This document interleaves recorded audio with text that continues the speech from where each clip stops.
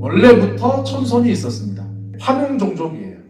환웅종족은 우리가 부도지에도 이렇게 보면은 환웅씨가 나오죠.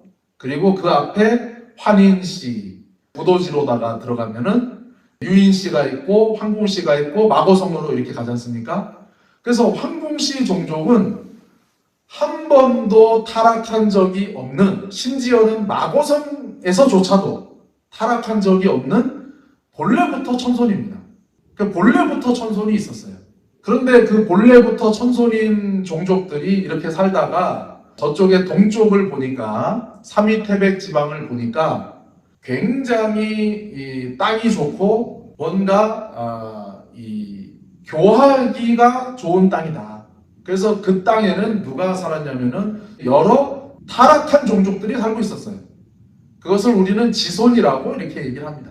그래서 천손과 지손 이렇게 나누는 거죠. 천손은 한 번도 타락한 적이 없는 본래 홍익인간 이화세계라고 하는 것이 상식이 되어 있는 그러한 종족이었습니다. 환웅 종족은 원래 그런 종족이었어요. 그런데 지손은 타락한 종족들이에요. 그래서 제1대 거발한 환웅천하께서 삼천의 무리와 함께 천부삼인을 가지고 동쪽으로 이동을 해갖고 옵니다. 천손의 무리에서 분파가 나온 거예요. 이 분파가 나와서 배달국을 세웠고 배달국의 역사가 1800년이 지속이 됩니다. 배달국의 역대 환웅들이 이 주변에 있는 지손들을 교화하려고 엄청나게 애를 썼어요. 근데 잘 안 됐습니다. 단군세기의 왕검의 아버지는 단웅이시고, 단웅은 거불당 환웅을 뜻합니다. 어머니는 웅씨의 왕녀였다. 그러니까 웅씨라고 하는 것은 우리가 이제 삼국유사에는 곰과 호랑이 막 이렇게 나오지만은 곰을 토템으로 하는 부족, 호랑이를 토템으로 하는 부족인 거죠. 그 종족의 하나의 상징인 거죠.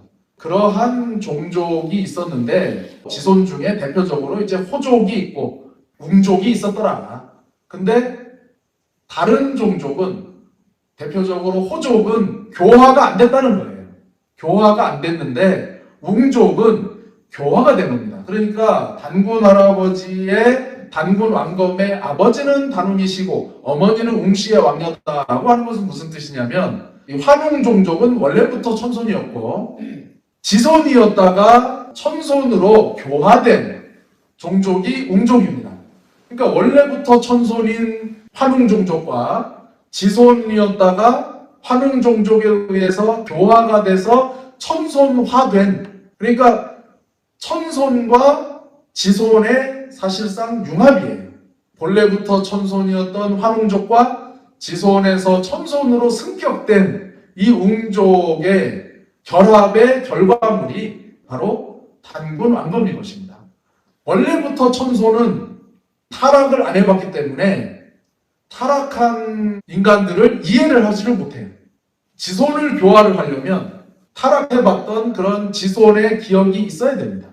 이거는 굉장히 이제 어려운 개념일 수가 있는데 타락한 기억을 가지고 있는 종족, 바로 웅족과 타락한 적이 한 번도 없는 환웅 종족이 결합해서 새로운 나라, 그것이 바로 단군 조선이고, 그렇기 때문에 이 단군 조선은 9개의 큰 그 종족과 더 세분해서 하면은 64개의 종족. 그러니까 이 64개의 종족은 천손이겠습니까? 아니겠죠. 지손이겠죠.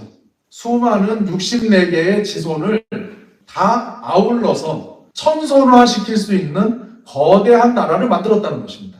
예수님도 수많은 중생들을 구원하시고 부처님도 또 수많은 또 중생들을 교화하시고 그러셨겠지만은 단군 왕검이 64개의 종족을 더불어서 천손화된 그러한 나라를 만들었다고 하는 것.